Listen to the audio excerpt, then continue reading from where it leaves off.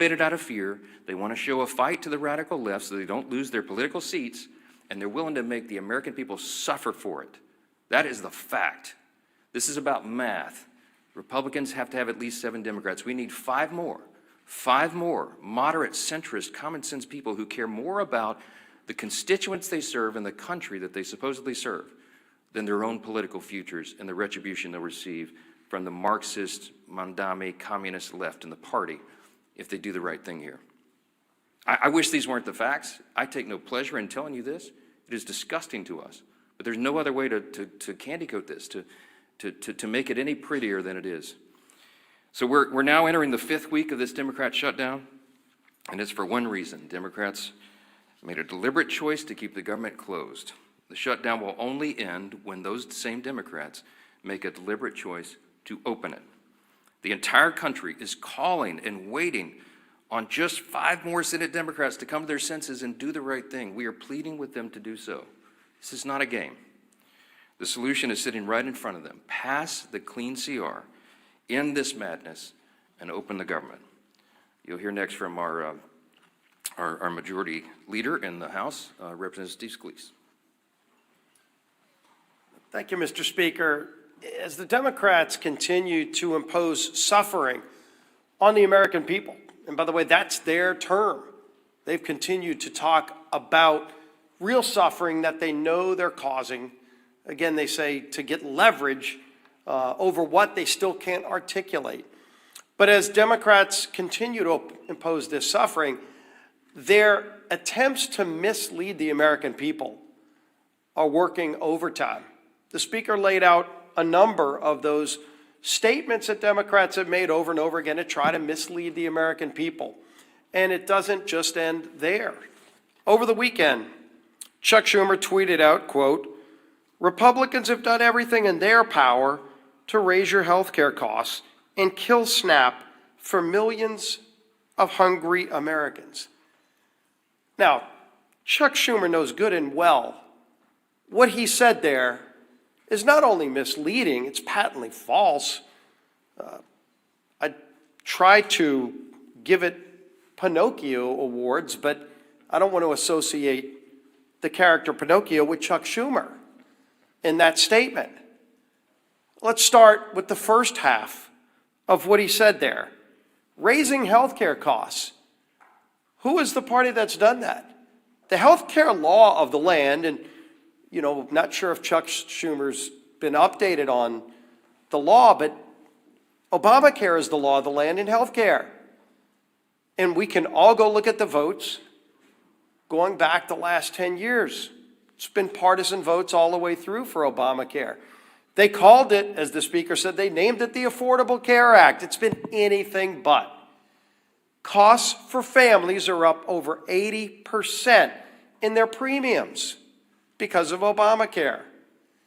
And what have they tried to do over and over again? They've tried to mask the cost. They haven't tried to work with Republicans to fix it. They've tried to mask the cost. Hundreds of billions of dollars of bailouts to insurance companies. Not helping families get better options. Democrats have never cared about that. And in fact, when we, as we've pointed out multiple times, passed provisions in the working families tax cuts, the cost share reductions, that were scored by CBO to lower premiums by double digits for families. It passed the House, and it was Democrats who worked overtime to get that removed in the Senate. They are still bragging about it today on the Democrat Budget Committee's website, that they removed a provision that would have lowered premiums for families. So who is it that's raising costs for families?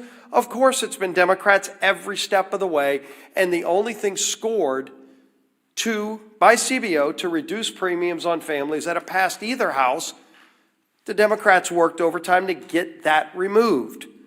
The other half of that, he talks about SNAP. And of course, we know there have been votes in the House and Senate to save the SNAP program from cuts, from being zeroed out. It's called the Clean CR. Passed the House with Republican-only votes primarily, with Democrats uniting to try to kill it, but luckily we have the majority in the House, and you go over to the Senate, and we know they have a 60-vote requirement, and Democrats have over and over and over again voted in lockstep with Chuck Schumer to block SNAP benefits. There is a vote you can go look at every day that they've taken that vote that would have opened the government, fully funded SNAP, or shut it down. And it's Republicans who are voting yes, and it's Democrats who are voting no. And Chuck Schumer's been leading that charge. And then he votes no to kill the SNAP program, to create tremendous uncertainty, to create millions of hungry Americans, to use his own word. Chuck Schumer has voted to put those millions of hungry Americans in that situation.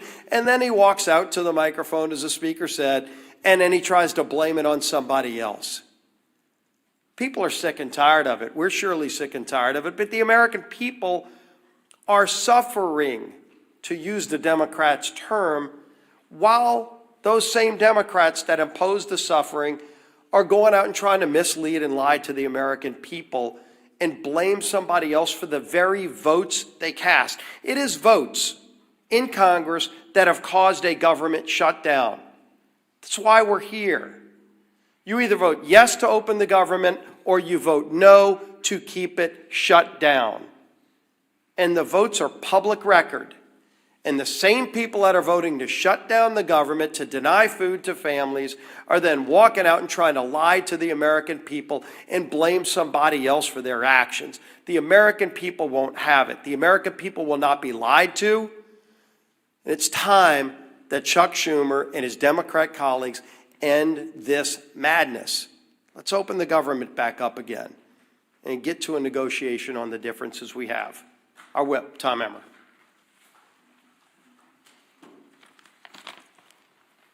Today marks day 34 of the Democrat shutdown. Here are some headlines from over the weekend highlighting the pain the Democrats are inflicting on the American people each day that they prolong this mess. Quote, government workers, SNAP recipients feel the pain as the government shutdown drags on. Quote, staffing shortages mire air travel as shutdown stretches on. Quote, government shutdown threatens to delay home heating aid for millions of low-income families. And that's just to name a few. Democrats have now voted against opening the government 14 times. That's 14 times that they voted against our military. That's 14 times that they have voted against federal law enforcement officers, air traffic controllers, and TSA agents. 14 times they have voted against low-income Americans who rely on programs like SNAP and WIC. Why? Not because they actually care about lowering the cost of health care like they claim. Just look at the 68-page counterproposal they filed in the Senate. Only 1.5 pages reference health care. The other 66 outline their radical policy priorities like billions of dollars for foreign climate projects or $500 million to prop up leftist media outlets. The fact of the matter is that the Democratic Party is not fighting for you, the American public. They've shut the government down to pick a fight with President Trump and to score points with Kami Mandami and Omar Fada, the Omar Fada wing of their party. The Democrats have become kamikaze politicians who are so focused on winning some kind of political game that they've justified blowing up everything in their wake, including the livelihoods of their own constituents. Democrat Senator John Fetterman said it best on CNN yesterday.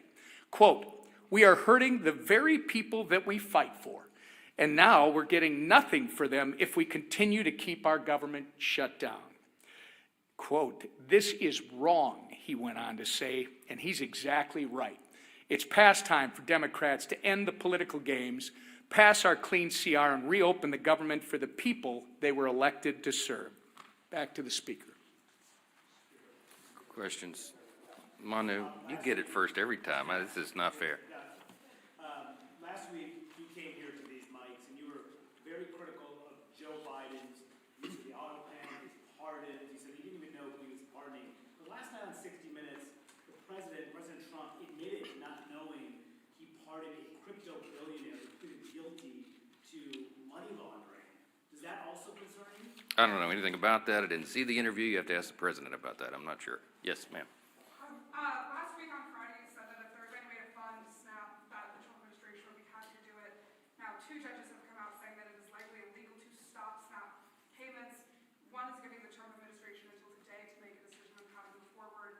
What have you told President Trump about how you want him to move forward? Well, he and I talked about this quite a bit over the weekend, multiple times. The president is desperate for SNAP benefits to flow to the American citizens who desperately rely upon it. He has bent over backwards, as you know, to get the troops paid, to keep WIC funding going. He's found creative solutions. The SNAP situation, as Secretary Rollins and I explained at the press conference on Friday, has legal impediments to that. It was understood, and we got legal advice, and it made sense to me that the contingency fund and SNAP could not be used unless the underlying funds were flowing. As Secretary Rollins relayed to you, this is pretty commonsensical. The contingency fund is an extra, in layman's terms, it's an extra fund that is there, for example, if you have an unexpected natural occurrence, like a hurricane or something, and SNAP benefits are flowing, but you have a subset of the population that needs additional benefits, then the contingency fund would go. The way we always understood it was the contingency fund could not be used legally if the underlying fund was suspended. And that's what's happened in the CR. The Democrats voted to stop SNAP payments. So you have 2 courts, 2 liberal courts, Obama judges, as I understand it, who said, no, that's not right, get them paid. Well, it's more complicated than that, because as you know, it cost over $9 billion to fund SNAP for a month, and we only have, I think it's $5.2 billion in the contingency fund. So you have a big shortfall. So it's not as easy as hitting go send on a computer. You got to go through and recalculate partial payments to the 42 million recipients of the program. That puts a huge burden on states and on the feds to try to figure that out in short order. So what the president said logically was, okay, Your Honor, if you're saying we can do it, I'll go for that, because I want SNAP to go to the people. It's the Democrats that stopped it, not us, so tell me how to do it. Because I have all my personnel here in the office, the legal minds and the number crunchers, and they're trying to figure out how this can be done. Give us some guidance, we're glad to do it. So that's where we are at this impasse right now. As you noted, the president's not appealing the decision. He wants SNAP to be done, but he doesn't see the mechanism to do it. So you have Treasury, you have USDA, you have the other agencies involved that are working overtime, literally around the clock over the weekend, trying to figure out how to do this. But everybody needs to know it's not the full amount, assuming they could get this done and processed. The court acknowledged, thanks to the president, for saying that they wanted to do it. Everybody's on the same page here. We just don't know how. It's unprecedented. This has never happened before in this way. And so we're hopeful. But I would just say this, looping us back to how we began, the easiest way to get full SNAP payments to everybody who's eligible is for the Democrats to come in here and vote to reopen the government on a clean, nonpartisan CR. It's a game that's being played and real people are being hurt, and the administration gets all sorts of accolades and appreciation from us for bending over backwards trying to make sure people are not feeling the pain and that the harm is mitigated as much as possible. Yes, sir. Do you agree with President Trump that now is the time to get rid of the Senate filibuster? He's saying it's just gone on too long. Let's do the nuclear option. So I talked to the president multiple times over the weekend, I mentioned, and of course the filibuster came up. This is a Senate matter. It has nothing to do with the House. Everybody wants to know what my opinion is. I mean, my opinion is irrelevant. I understand desperate times call for desperate measures. I also understand that traditionally we've seen that as an important safeguard. I mean, I obviously shared my thoughts with the president on that. As much as I have wanted to blow up the filibuster sometime as a House member when we were not getting what we wanted done in our agenda, I hear my Senate Republican colleagues, some of the most conservative people in Congress, who say it's an important safeguard. It prevents us. It holds us back from the Democrats' worst impulses. What would the Democrats do if they had no filibuster impediment, no speed bump at all? They've already told us. They would pack the Supreme Court. You'd go from 9 to 13 or 15 or 17 or however many liberals they can pack on the court. You would have D.C. and Puerto Rico be made into states, which would give 4 additional Democrat senators there in the count and make us a permanent minority. I guess that would be their calculation. You would see massive restriction of the Second Amendment rights. You'd see them federalize elections so they could take over and manipulate things in the red states. I mean, there's a lot of abuses that could come. And so that's the caveat. That's what they're working through. And I speak frankly and honestly with the president, and he's very passionate about this. We're all very passionate. I think what you see in this debate we're having on our own side is a reflection of the anger that we feel, the real desperation that we feel, because we want the government to be reopened. We want to serve the American people as best we can, and any hindrance to that is something that everybody's looking at very carefully. Again, not a House issue, it's a Senate issue, and we'll see how that's resolved. Chad? Hasn't the ship sailed on the CR? November 21st, that's 18 days. Isn't it time to do something new this week? We're very mindful of the calendar. We're very frustrated by that. It's part of the reason we're so angry about this, because they're eating up the clock, and the Democrats know how much more we have to do here this year. But we cannot do it if the government's not opened and not serving the people. And so this is a very important matter. It's something that we're giving all of our attention to. Our leaders will go and meet on the calendar right now. We watch it every day. But the simplest way to get all these issues resolved, health care, everything else, to get it all finished up for the year, is for them to reopen the government and make sure people are not hurting, instead of Democrats over here playing political games to cover their own backside. I hope the election tomorrow is a change, a sea change in all this. I hope that after everybody votes and they go in their room and they make the calculation that, well, maybe we won't have to hold that line anymore. Maybe they won't punish us. Maybe it won't affect turnout in our states in these elections. Maybe after tomorrow they'll come to their common senses again and do the right thing. We certainly pray that is true. And Republicans will be on the job every single day, serving our constituents, helping guide them through the chaos that the Democrat shutdown has created, and praying that they do the right thing and stop making the American people suffer because of this nonsense. Thank you.